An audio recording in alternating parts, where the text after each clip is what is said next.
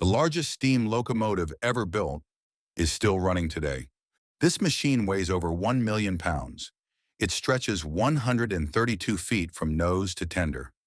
It burned coal black smoke over the Rocky Mountains during World War II, was retired and left to rust for 60 years, and then Union Pacific brought it back from the dead. This is the story of why it was built, why it disappeared, and why it came back. To understand why this locomotive exists, you have to understand one thing. Mountains are the enemy of railroads, and in 1941, one particular mountain range was threatening to choke the entire American war effort. What followed was one of the most audacious engineering decisions in railroad history, and somehow, the machine they built to solve that problem is still out there, still running, pulling passengers across the same country it helped save. The Wasatch Mountains of Utah sit between Ogden and Green River like a wall, a beautiful, impassable, freight-killing wall. The ruling grade on that stretch of Union Pacific mainline hit nearly 1.4%. That doesn't sound like much, but haul a 3,000-ton freight train up it, and you'll feel every decimal.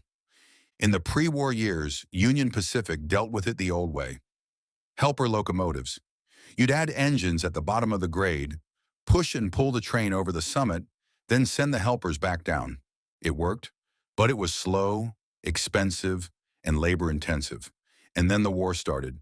After Pearl Harbor, the pressure on American railroads became almost incomprehensible. The government needed to move more material, faster, over every route in the country. Union Pacific's traffic over the Wasatch didn't just increase, it multiplied. And the helper operation that had been barely adequate before was now a genuine bottleneck in the American war machine.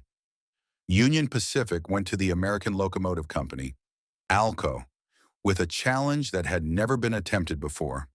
Build us a locomotive powerful enough to haul a full wartime freight consist over the Wasatch without helpers. What ALCO drew up in response was something that had never existed before, and something that arguably has never been surpassed since. The locomotive ALCO designed was given the wheel arrangement 4884. 4 leading wheels, 2 sets of 8 drivers, 4 trailing wheels. The articulated design, 2 sets of drivers on a hinge frame, was the key. It allowed an engine of almost absurd length to navigate curves that would have derailed a rigid locomotive of the same size.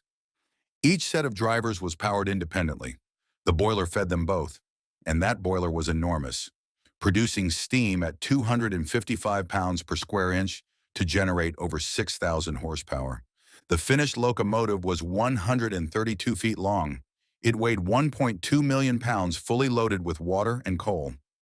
During construction at ALCO's plant in Schenectady, New York, a worker chalked 2 words on the front of the first unit. Big Boy. The name was never official. Union Pacific called them the 4000 class, but nobody used that name. Big Boy is what they were, and Big Boy is what they remain. 25 Big Boys were built between 1941 and 1944. Each one delivered directly into wartime service on the Wasatch grade. They did exactly what they were designed to do. A single Big Boy could haul a train that would have required 2 conventional locomotives and a helper set. Over the Wasatch they went, month after month, year after year, moving the steel and oil and grain and ammunition that kept the war effort alive. But wars end, and when this one did, the world the Big Boy was built for began to disappear. The diesel-electric locomotive didn't just replace steam, it obliterated it. Diesel locomotives could be serviced faster, operated with smaller crews, started without hours of preparation, and ran more reliably in extreme cold. By the mid-1950s, the transition was already unstoppable. Railroads were retiring steam by the hundreds, sometimes by the thousands. Most went straight to the scrapper. In an industry that ran on tight margins, keeping a retired locomotive cost money, and sentimentality cost more. The Big Boys began retiring in 1959. By 1962, all 25 were out of service. The largest steam locomotives ever built had lasted barely 2 decades in revenue service. Most of them were scrapped. 25 built. Only 8 survived into preservation. They went to museums, parks, and railroad displays across the country. Static. Silent. fading slowly from living memory into historical artifact. Number 4014 ended up at the Rail Giants Train Museum in Pomona, California. Outdoors, under the California sun, for 54 years, it was a monument. A wonderful, important monument. But it was finished. It was done. Or so everyone thought. In 2013, Union Pacific made a decision that stunned the railroad preservation community.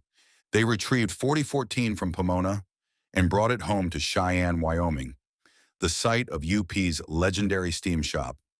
The question wasn't whether they could restore it. UP's mechanical department had the expertise. The question was whether a locomotive that had sat outdoors for over half a century could ever run again. The answer took 6 years and tens of millions of dollars to arrive. Boiler components were inspected, repaired, or fabricated from scratch. The running gear was disassembled, measured, and rebuilt. One significant change was made. 4014 was converted from coal to oil firing. The infrastructure for coaling the locomotive on tour simply doesn't exist anymore.